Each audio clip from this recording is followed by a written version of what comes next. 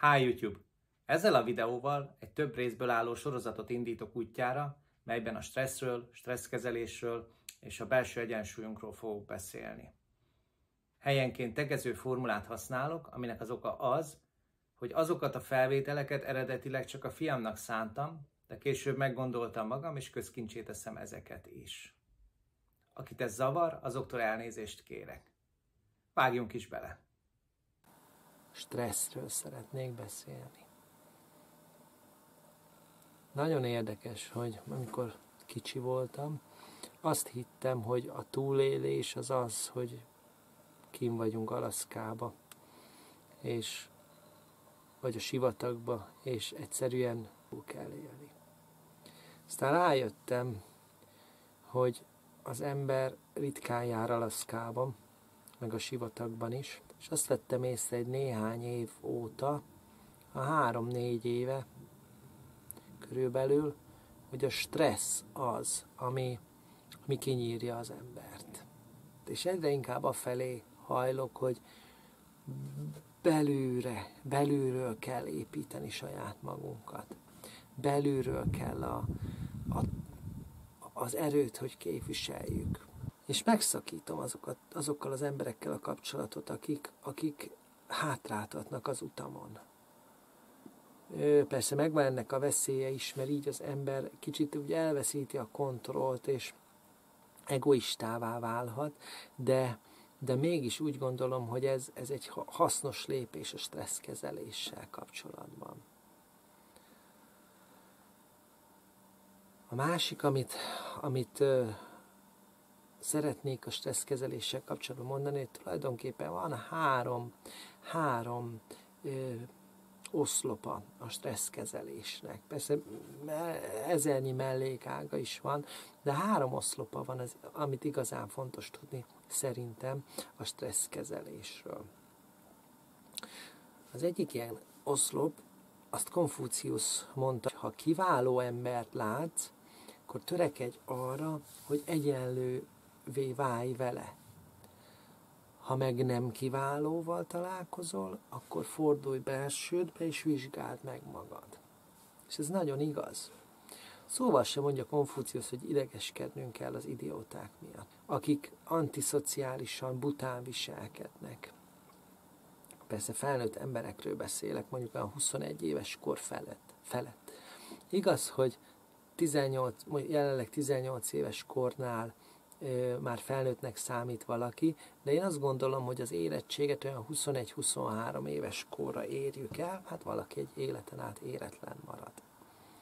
Szóval vissza a konfuciuszi tanokhoz, vagy ehhez a mondásához. Igen, ha valaki bután viselkedik velünk, vagy élvezi azt, hogy szekáljon, vagy bohóckodjon velünk, vagy kinevet bennünket, nem kell vele foglalkozni.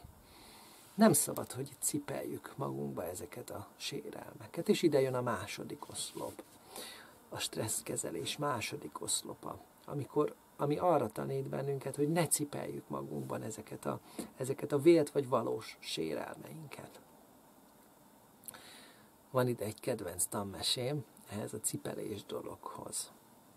2 szerzetes sétálgatnak, beszélgetnek, és egy folyóhoz érkeznek, ami meg van áradva, és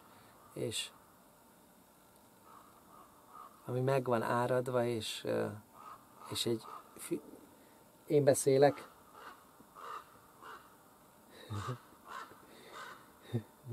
Bele énekel ez a varjú a videóba.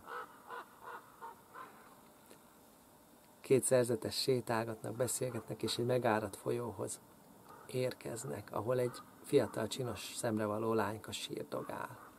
Hát miért sírsz te itt, lányom? Kérdezi az egyik szerzetes. Hát félek átmenni a folyón, nem tudok úszni. Egyet se félj, mondja a szerzetes, gyere a hátamra, én majd átviszlek, semmi bajunk nem lesz. Megörül a lány, átviszi az a szerzetes a folyón, másik parton a lány megköszöni, és vidáman szalad tovább. Mennek tovább a szerzetesek. Eltelik egy fél óra, a másik szerzetes nem szól semmit, csak duzzog. Eltelik egy óra, még mindig duzzog. Eltelik 1,5 óra, még mindig duzzog a másik szerzetes, aki nem vitte a lányt. Aki vitte a lányt, megkérdezi, te testvérem, te miért duzzogsz? Mi a probléma? Hát figyelj ide, mondja az, aki nem vitte a lányt. Hát nem tudod azt, hogy nekünk tilos a nőkkel érintkezni? Nekünk nem szabad a nőkkel érintkezni. Te meg a hátadra vetted, és úgy vitted át a folyón azt a csinos lányt. Mire a másik? Te még mindig cipeled? Én már rég leraktam.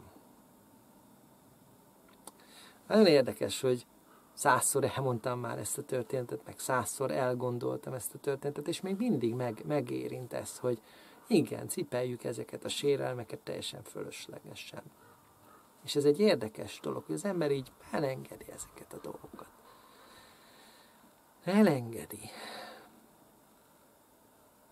És ebben az elengedésben segít a harmadik oszlopa a stresszkezelésnek, az ilyen a természete oszlop. 2 szerzetes mos a folyóban, és az egyik szerzetes észreveszi, hogy egy skorpió beleesett a vízbe és fuldoklik.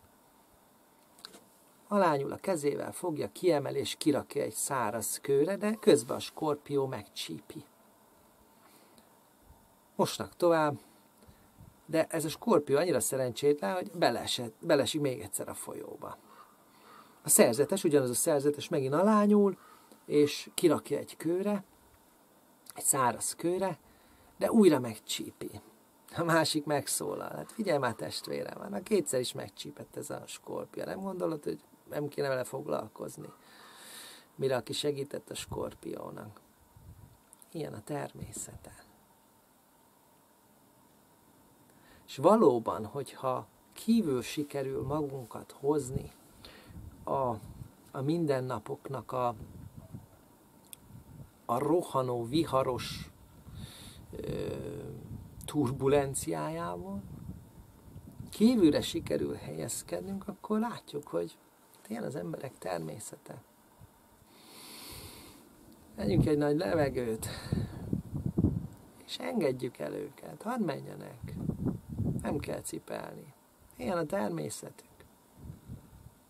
És forduljunk magunkba, és gondolkozzunk el, hogy de jó, hogy mi már nem ilyenek vagyunk. Az ugyanis biztos, hogy az emberek különböző fejlettségi szinten vannak.